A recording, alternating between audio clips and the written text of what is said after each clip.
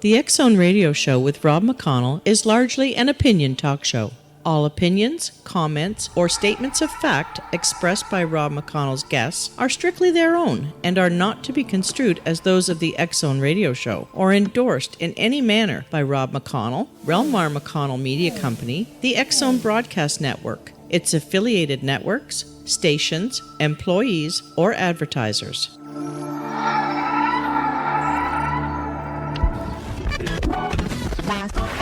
All Hit Radio.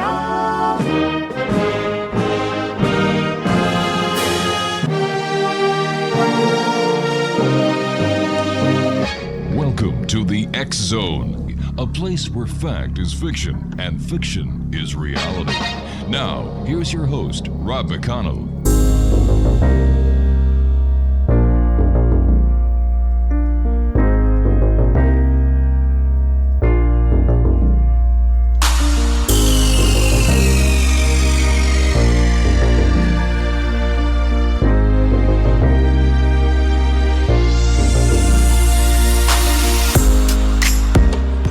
And welcome back, everyone. This is the X Zone. I am Rob McConnell. We're coming to you from our broadcast center and studios in Hamilton, Ontario, Canada. If you'd like to send me an email, xzone@xzoneradiotv.com, on all social media sites, X Zone Radio TV. And if you're looking to find the X Zone TV channel on Simul TV, you need to go to www.simultv.com. My guest this hour, Exonation, is Joedy Cook. He is one of the most active Bigfoot researchers in the state of Ohio. Originally, he was a member of the Cincinnati UFO research group, A.S.K, but realized that his interests were more in the field of cryptozoology. Joedy has been studying the Bigfoot phenomenon since 1991 and is the author of several books. He founded the Cryptid Seekers, the Ohio Center for Bigfoot Studies, and the North American Dogman project. He is also the founder of Cryptid Seekers Magazine and is a member of the American Bigfoot Society. Joedy has appeared on several television programs which discuss large primates in North America, including History Channel's Monster Quest, SyFy Channel's Sightings and Encounters, and the Learning Channel's Top 10 Mysteries of the World. Destination America's Monsters and Mysteries in America Ohio Grassman, Ohio. We're going to be talking to Joedy this hour about, amongst other things, the North American Dogman project. Their website is northamericandogmanproject.com. And Joedy, welcome to the X Zone. Hey, how you doing? I'm doing great. First of all, Joedy, what got you interested in cryptozoology? Well, prior to getting into the cryptid stuff, I was a UFO investigator. Here in Cincinnati, we had a group called A.S.K, which was scientists, or Associates for Scientific Knowledge. And we had, this is when public access TV was on. This was before cable and all that stuff. So we did a live TV show the first Wednesday of every month. And we would, people would call in, tell their story. And then we started getting some cryptid stuff coming in, like the Loveland Frogman sightings, Bigfoot sightings, Dogman sightings. So I decided, along with George Clapperson, to go ahead and we'll look into the cryptid stuff. And it was amazing, just the amount of stuff that was going on in Ohio. And I just kind of fell in love with it and kind of got away from the UFO stuff and basically stayed with the cryptid stuff for the longest time. And that's how I got into it. And I mean, I love it. I actually had a Bigfoot sighting, myself, when I was in the Army, on a U.S. military base. There's 3 other guys with me, and, he was like 12 feet in front of us. We didn't even see him until he moved. And that kind of got me into it too. And then, I was a reservist at the time, but I was a deputy sheriff, and I was at a seminar, and I talked with some of the deputies from another state that were there, and they were telling me about the story of the land between the lakes. and kind of fell into that, and with all this stuff going on, it's just, I found it a lot more interesting than the UFO stuff, because UFO stuff is kind of boring because you're like sitting outside looking at the sky at night waiting for stuff to happen. And this was a little bit more interesting. Tell me, what is a dogman? A dogman, no one really quite knows what it is. Everybody who thinks of dogman or the phenomena, they think of a werewolf because of the way the creature looks. Typical, like your typical Van Helsing style werewolf. It's a canine species that's capable of walking on two legs. So we don't quite know if it is an off-breed of a wolf or domestic dog, or if it's just something totally different, because how can I describe this? There's different descriptions of the creature. The legs on some of them are different. Some of legs are more like human. The feet are more like human. Then you have some that are more canine looking. You have some that are more bulky, like a Bigfoot, but with a snout. And then you have some that are just, has a snout with the high pointed ears, the canine legs, variations of the creature different each time. So is there more than one breed of the species? Yes. We think there's at least 4. Is it possible that the dogman is a love child of Sasquatch and a wolf? No, they're definitely two different animals. Okay. I've heard that theory before, believe it or not, but I don't think it's a totally different species, because if you look at Native American culture, you look at a lot of different cultures, like in Europe, in early part of the American culture and Canadian culture, when the white man was coming over, that's when they were still getting a lot of sightings of this thing. So they don't know, could it came from Europe? Could they brought it to Europe? Because the Chinese, believe it or not, they say they discovered America before the Vikings did. Yeah. And they said they brought Yerins with them, which were the Bigfoot. So, anything's possible. Anything's possible. How frequent are dogman sightings in Ohio? It's not just Ohio. I mean, it's all over. I mean, the North American Dogman Project, is all, it's all North America. We have chapters in Canada. We have chapters in Germany, the UK. We have about 25 chapters just here in the United States. We have a little over 350 members, and we're getting reports every day coming in. I mean, so it's just not just in Ohio, but in Ohio itself, it's pretty frequent. We're averaging about 2 a week just from Ohio. What is the common connection between the sighting of a dogman and the location of the sighting?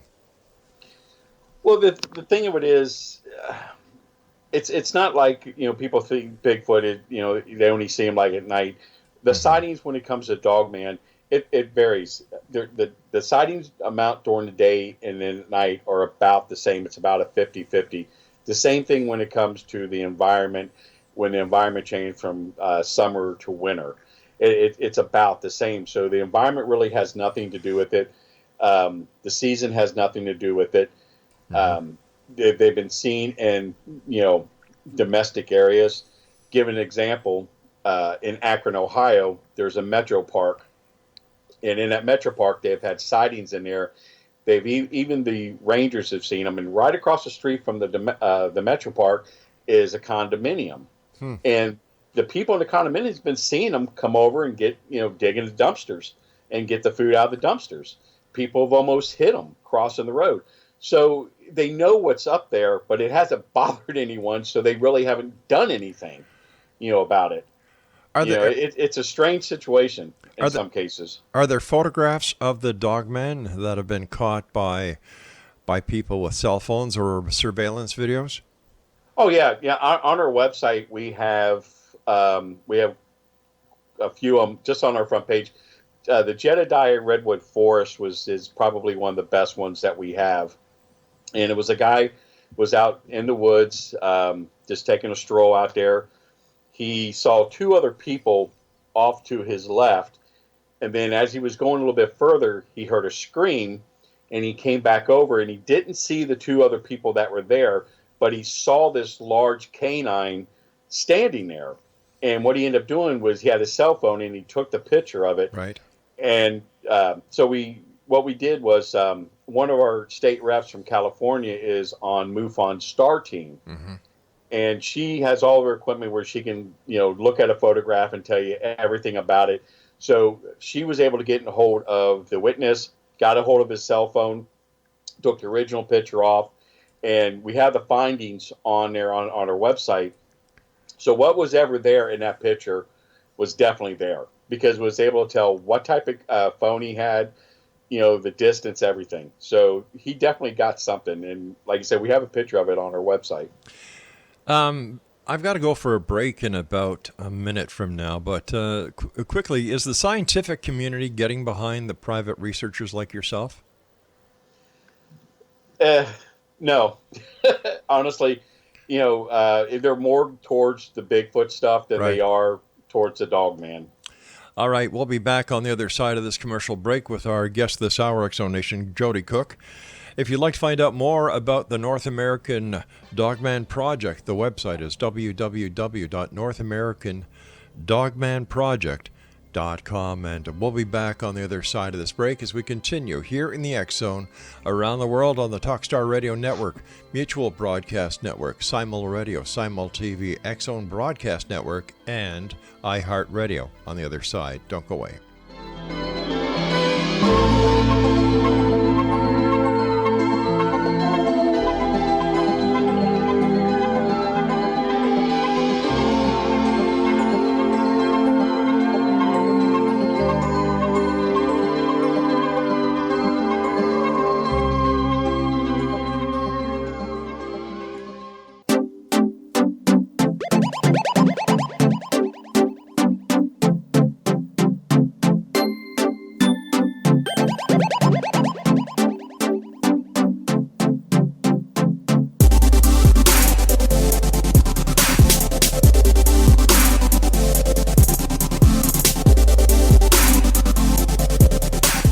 Welcome back, everyone. Joedy Cook is our special guest. His website is NorthAmericanDogmanProject.com. Any idea, how one would go about live catching a dogman to prove the existence and to find out under tight controlled conditions what or who or what it is? The thing of it is, the Dogman, he's an apex predator. Okay, he's not going to be very easy to catch. The thing of it is, when it comes to Dogman, we know that like the U.S. Forestry Service has information on it. We know a lot of different states' DNR has information on it. I know they're looking for them. I've actually seen their people out in the field, looking for them. So they know it exists. I mean, they're monitoring our site. Like our website, we can tell who comes on our site. Mm-hmm. It tells us exactly. I mean, we've had, the Department of Agriculture on our site quite a few times, and they're the ones that run U.S. Forestry Service. We've had the Ohio DNR. We had Kentucky DNR. Wisconsin, Michigan has been on there. Pennsylvania's DNR been on our site looking at it. We average about 25,000 hits a month, mm-hmm. Just on our site. And I mean, a lot of media outlets have been looking on our site. So they're monitoring what we're doing, and we're monitoring what they're doing. I would not suggest to go out and try and catch one, to be honest with you. Because I've talked to people that have shot this thing point blank and has done nothing. We even had the DEA SWAT team ran into a group of these in Louisiana, and they gave us their story. And, these guys were even terrified to go up, against these things. I've talked to numerous counts of police officers that have been in contact with these things. The law enforcement in America has a code name for Dogman, and they call it the Black Dog.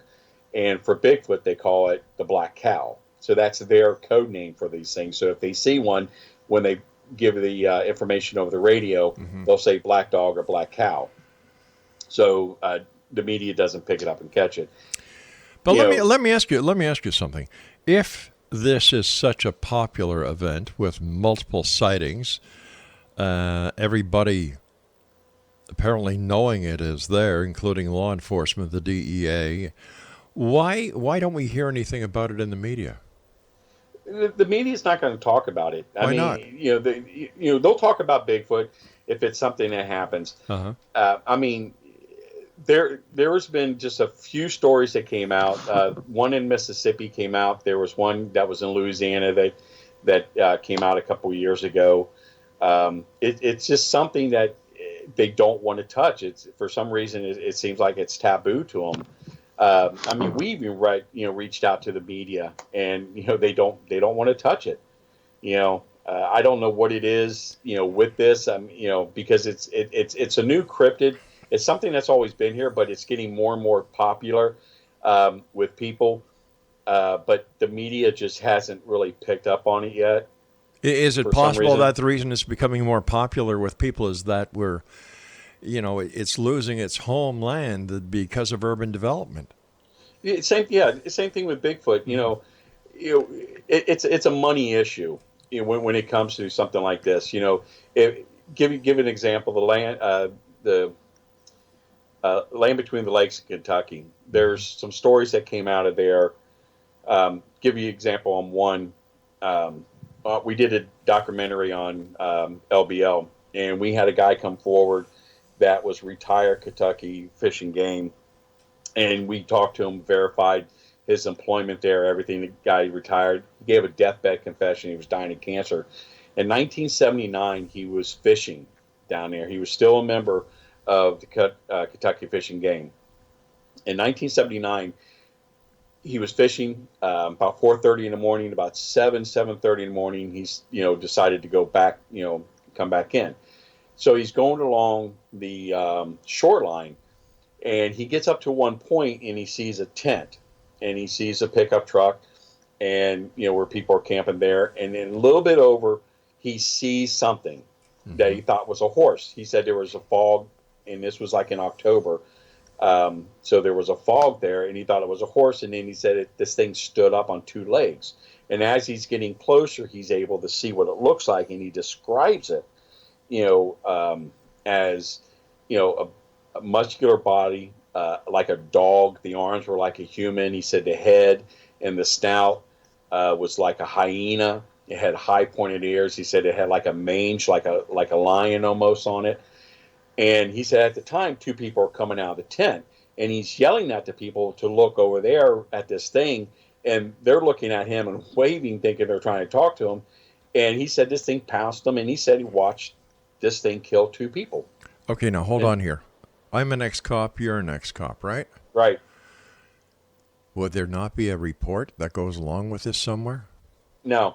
Why not? Why not? Come on. Well, I'm going to tell you, look, it's a money issue with the park. If you have a park, a national park, and there's a monster running around in the park killing people, people aren't going to come there. But what about that's losing revenue. What about the two people who were murdered, allegedly murdered, because there's no proof that a murder actually took place? Correct. But what about if they were murdered? What about the members of their family? What do you say? They just drowned when they went camping? Well, you don't know. See, the thing of it is, he didn't work at LBL, but he worked for the state, wildlife. And he checked. He checked to find out if there was if it came under a bear attack, or if it came under whatever. And he said to people, he talked to people, nothing. No one knew anything about a death there. He said that campsite was completely cleaned up, so that he knows somebody knew what was going on, because the campsite was cleaned up, and they sat there and put trees up in the area where the campsite was on the shoreline. They totally just made it look completely different than what it was. And there's another story about a whole family. Well, can we just go back to this story for a second?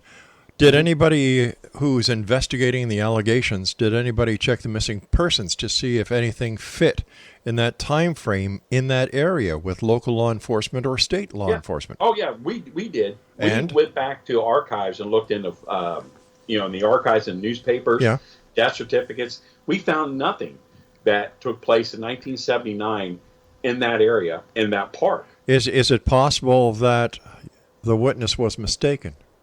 Oh, no. Why not? I don't believe he was mistaken, because he stated, he goes, everybody who worked for the Fish and Game knew what was going on in that park. They knew there was an animal in that park. So what were the comments from Fish and Game to these allegations? Fish and Game, they said, yeah, the guy worked there, but they said they have no idea anything took place. He said he didn't report anything. And then when we asked the guy, I said, I specifically asked him, why didn't you report this? And he sat there and said, you don't do that. Because you don't. He said, I would have lost my job, or, they could have killed me off. It could have been anything. He said, I had 100 things going through my mind, and he said, I did check into it. I did look and see if there's somebody, if anything happened with a death in that park. I asked around, I talked, and, he said nothing came up, and he said he kept this for all these years. And then when he was dying of cancer, he didn't want to go to heaven, with this burden on him. So he wanted to tell someone, but like you said, we verified the guy's employment through his W-2s, through, pay stubs, through his retirement information. We know he did work there. We have verification. So but he was witness we can't verify the story. So he allegedly is a witness to a homicide. And he wants to give a deathbed confession because he wants to go to heaven. Does that make sense to you? It doesn't make sense to me. It doesn't. But things have stranger things have happened. But when it comes to it's like this. Okay, there's another story that came out of LBL where this whole family got massacred by the creature. Okay, I talked to about 7 different Kentucky police officers, who stated that they were there when that incident happened on the cleanup, and that it happened. They all took me to the same location, and this is through a span of from 1987 to just last year, talking to 7 different people, going to that park, and every single one of them took me to the same location where it allegedly happened. But if they're not willing to come on camera and tell their story, it doesn't mean anything to me. That's right. Part of the other problem is when you look in the field of cryptozoology, ufology, the paranormal, human testimony doesn't mean crap.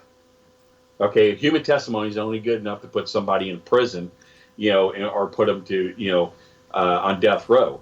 There's more people sitting in prison right now because of circumstantial evidence than there is, actual, proof. All right, stand by. We've got to take our break. We'll be back on the other side of the news as we continue here in the X Zone from our broadcast center and studios in Hamilton, Ontario, Canada.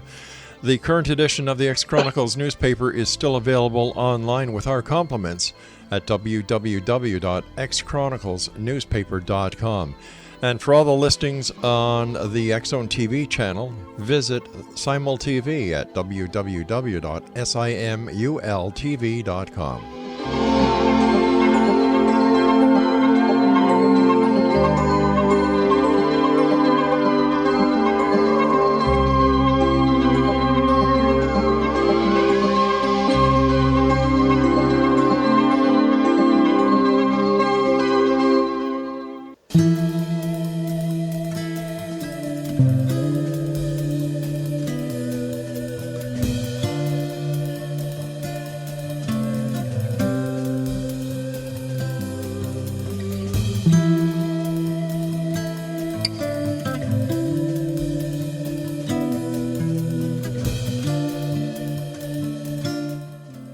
Exonation, Joedy Cook is our guest, www.northamericandogmanproject.com.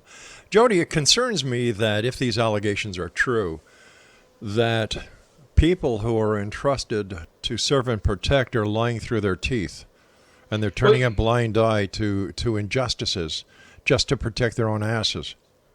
I talked to a ranger up in Vancouver that works for a national park up there, and he told me, they know they're in the park where he's at. They know they have killed people in that park. He knows there's teams that come in and cleans the area up. He says we have AR-15s that we keep in our little cabin where we stay at. And we're there most of the time. It's just one of us. And he goes, we don't go out. Unless we have one of these weapons with us. But I mean, that's, it's just not here in the United States. It's in Canada too. Where we're talking to people who work at these parks and say, yeah, they've killed people up there. They know they've had teams come in and clean the area up, and no one ever hears about it.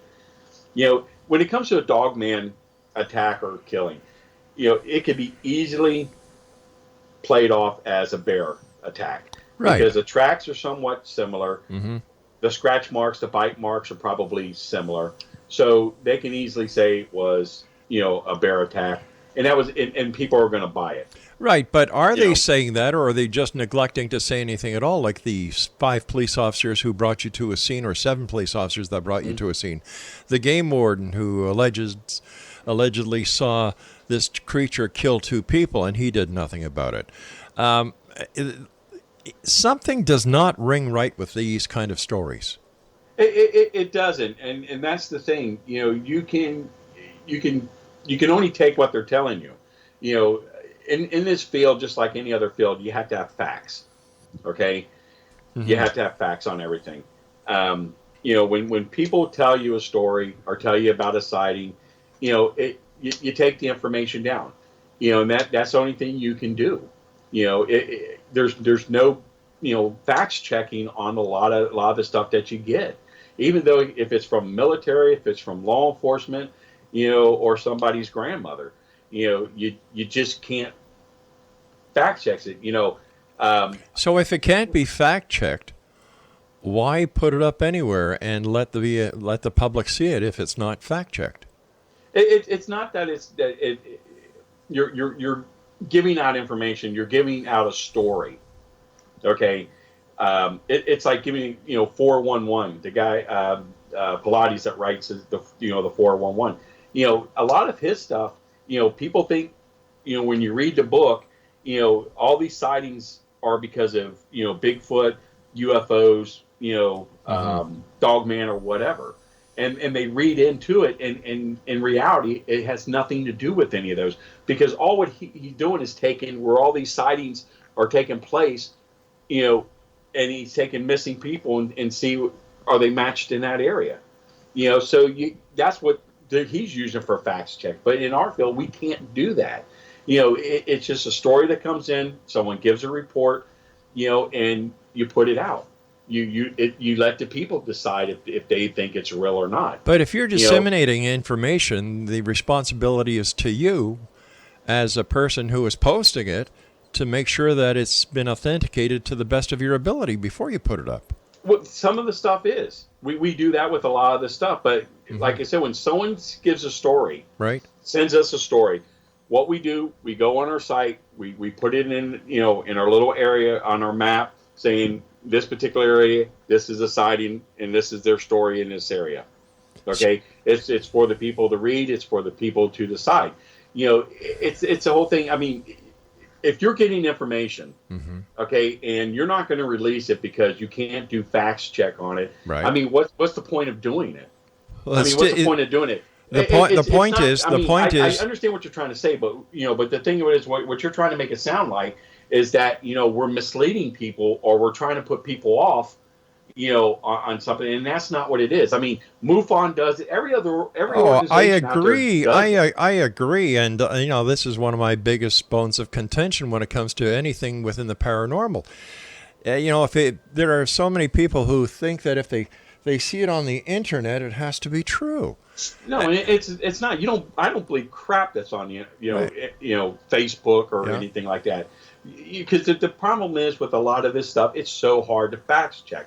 But when you're getting information, all you're doing is taking that information, You're putting it on, on a piece of paper, and you're seeing if it coincides with anything else in the area, Right. if there's a pattern, and that's how you do it. And Okay. then you put the information out to the people, and you let the people to be the judge and decide. All right, in the postings. postings that your organization does, for example, the story of the game warden, where he makes allegations that he saw this creature kill 2 people, or where the 7 police officers brought you to an alleged crime scene. Is this information put out to the public?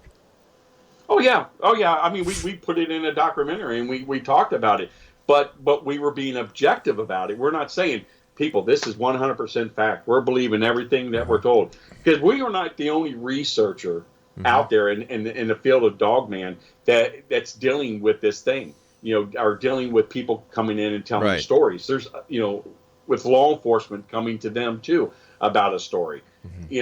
We just, we can't verify it. But the thing of it is, you're just putting the information out, and you're letting the people be the judge. You're letting them decide, if they want to sit there and believe it or not.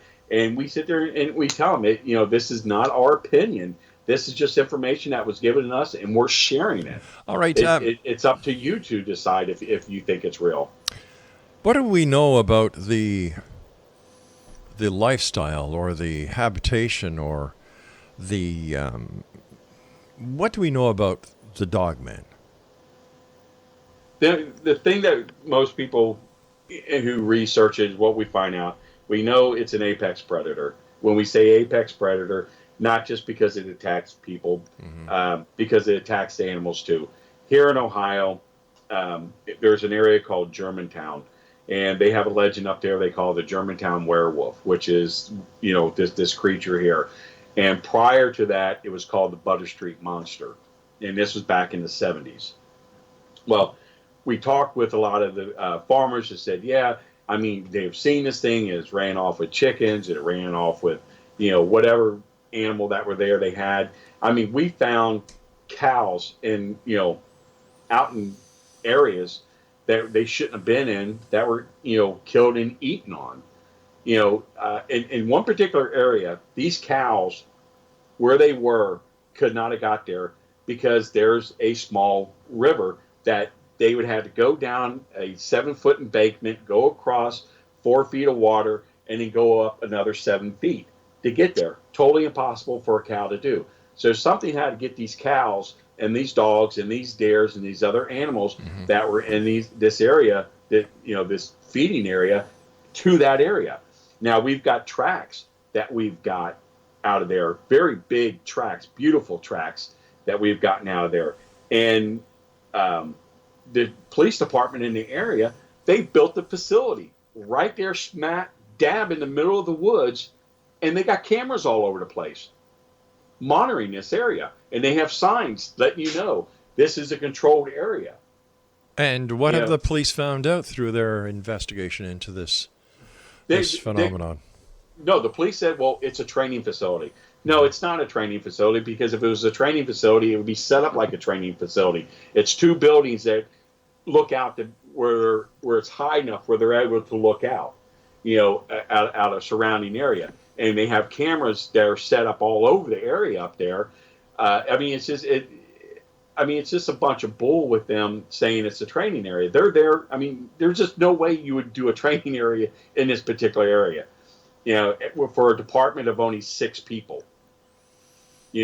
So, like I said, we've got tracks out of this area. We got pictures, of very large dogs that were killed. I'm a hunter. I'm sure you're a hunter. Nope. You okay. But have you ever seen a poached deer before, where someone poached a deer? Nope. Okay. Well, when people poach a deer, it's a particular way they do it. Okay. But we're finding deers where the hides have been tore all the way from the back, going all the way over the head. And then you can see where it's been eaten on. A poacher, you can tell where it's been cut and, shaved and all that other stuff.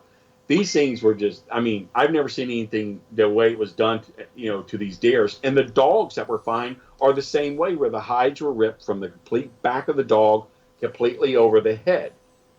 And it's the same thing with the cows. So there's something doing this. And the police, the Jefferson Township Police Department, they know what's there. Otherwise, they wouldn't be up there. And these animals could not have gotten to this area. It's hard. I spent 20 years in the Army, and I'm a combat veteran. I was in Iraq, and it was hard for me to get down there and go across the river and climb up there, let alone a cow. But something was able to get them over there. All right, stand by. We've got to take our final break. Exonation Joedy Cook is our guest this hour. The website is North American Dogman Project. That's www.NorthAmericanDogmanProject.com. And we'll be back as we wrap up this hour here in the X Zone from our broadcast center in Hamilton, Ontario, Canada. Don't forget, if you'd like to buy any of the great merchandise we have for sale at the X Zone store, www.thexzonestore.com. I'm Rob McConnell. This is the X Zone. We'll be back. Don't go away.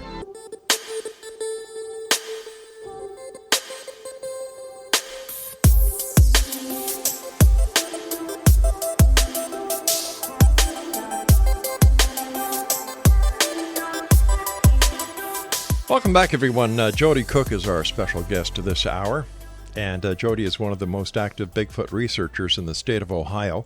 Originally, he was a member of the Cincinnati UFO research group, A.S.K, but realized that his interests were more in the field of cryptozoology. Joedy has been studying the Bigfoot phenomenon since 1991 and is the author of several books. He founded the Cryptid Seekers, the Ohio Center for Bigfoot Studies, and the North American Dogman Project. He is also the founder of Cryptid Seekers Magazine. And Joedy, before we went to the commercial break, you were telling us about some of the animals that had been found, and you were telling us how the fur had been separated from the skin, going from the back to the front. Were these remains sent to a veterinarian pathology center to get an opinion as to what the cause of death was? We took pictures of, like I said, when we're on the phone, we took pictures of everything. Right. Okay. And we actually, contacted the police. Okay. Right. That was the first thing we did to get their response. They said, "Oh, it's poaching," and no, I've seen poached animals before. One of the guys on the team, he's an avid hunter, okay, and he's seen poaching and stuff. And there's a particular, when someone poaches a deer, they get in there quick and they get out. Right. There's one particular thing that they're getting, and you can normally tell. And this isn't. We did take it to a veterinarian and had a veterinarian look at it. And from the pictures, they really couldn't tell what could have done it. Only thing they could say, it's unusual the way, the hide's being torn from the back all the way up to where it's covering the head of the animal. And that's it, but they can't determine, from a picture what did it. You can see where it was eaten on, right? And all they can say, predators could have been coyotes, it could have been, cougars. We got cougar in Ohio. We got coyotes. We got coy dogs. Right. It could have been that, which it very well could have been. But what we're going by is, we're finding evidence of something taking place. There's a legend in the area. We have witnesses that have seen it.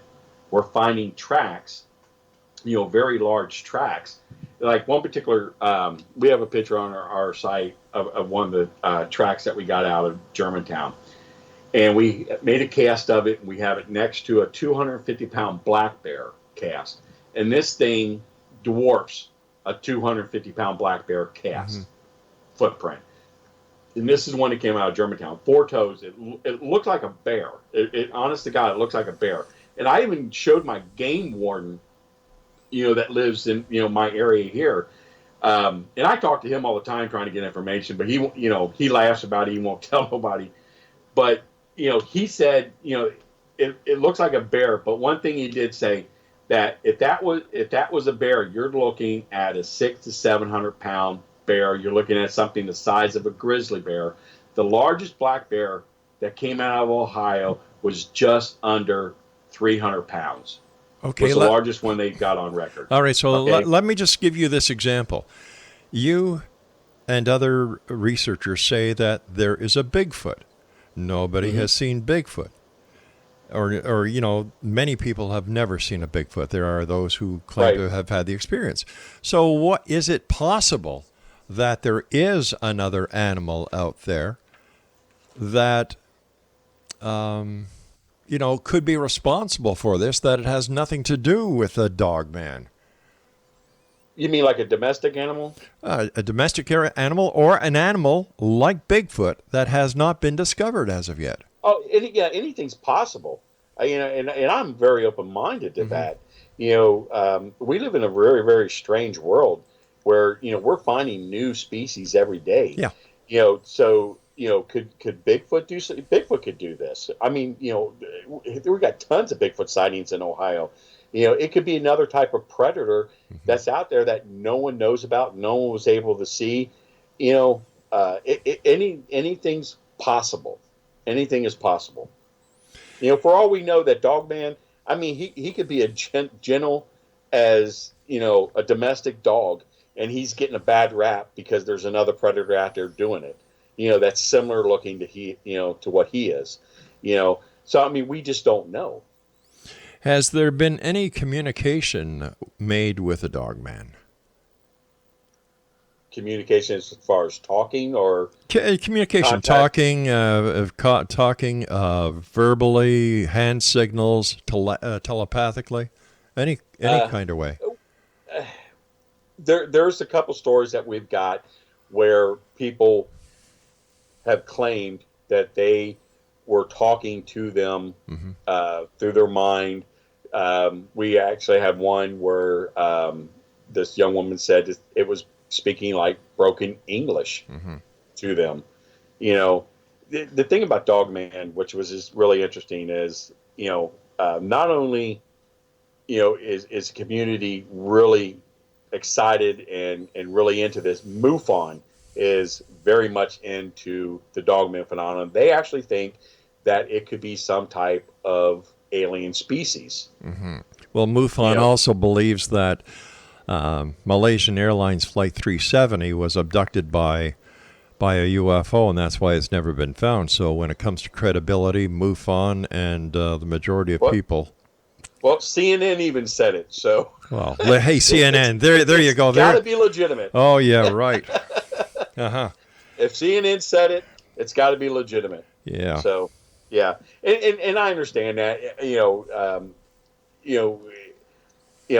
conspiracy theories, they fly big on everything. I mean, I talked to prior military people who have told me, that they know for a fact that there is an alien species out there that is canine, and we have been in contact with them. Now, are we talking alien from another country, not indigenous to the United States, or are we talking from outer space? From outer space, from another dimension, another galaxy. Oh, yeah. I talked with a guy who's former special operations, and he told me this story that they had a group of them, and they were so dangerous that they would not even keep them in the United States. They kept them in a facility in South America. Wow. And they were able to get out of this facility. They killed the people in the facility. They had to go and respond to clean it up. And he said these things, they were wolves, but they had like human bodies, but they wore like a type of, like an armor. But he said they were extremely intelligent, but they had no common sense. They weren't problem solvers when it came to things, but they were able to kill them, and clean the area up. Now, and that was one story. Another story was from a Afghanistan vet that was in Kandahar Valley, and they were on patrol, and they were looking for the insurgents, and they broke off into two-man teams. And he said they came upon, two of them that killed 3 insurgents, and they saw them actually kill one of them, because one of the insurgents, or 2 of the insurgents, were already dead, but the one wasn't. And what made these cases very similar, the first, when I told the first story plenty of times, I never told about the story where the guy told me that they had a sword that they had, like attached to their back. And the sword was what they call like a pharaoh sword, which is kind of like a sickle, which is very, what they used like in Egypt. Okay. And the soldier in Afghanistan said that they had that weapon, and that's what they used to kill this one insurgent with. But they also had like some type of rifle with them. And they saw them do it. And, I mean, is the story legitimate? I don't know. I mean, there's 2 military people. They tell you the story. You hope, that your brothers are telling you the truth, but there's what it is. And there's no pictures to corroborate these claims. No, there's no evidence. There's no circumstantial evidence other than word of mouth that these particular cases happen. Okay, but quickly, I've not even posted those on our Facebook, our website, because they're just so far out there. Okay, I've got about 30 seconds, and I'd just like you to respond to this. Upright dogs that were seen on the Skinwalker Ranch wearing trench coats and smoking cigarettes. You know what? I think the Skinwalker Ranch is a bunch of malarkey, and I don't even fool with it. I don't think there's anything there. I think it's just a rich guy, Bigelow. He's pouring money into that place, and they're getting as far as I know, they're getting nothing out of it. They're not letting anybody go on there and look. MUFON Star Team's the only people allowed on that property, other than Bigelow's, quick response team that he has, and that's it. So I don't worry about it. I think it's a bunch of bull. Hey, Joedy, great talking to you. Thanks very much for joining us tonight. And Exo Nation, if you'd like more information about the North American Dogman Project, visit Let's try that again. Thanks, Craig. www.northamericandogmanproject.com. I'll be back on the other side of this commercial break with the news at 6.5 minutes past the top of the hour as the X-Zone continues with yours truly, Rob McConnell, from our broadcast center and studios in Hamilton, Ontario, Canada. I'll be back. Don't go away.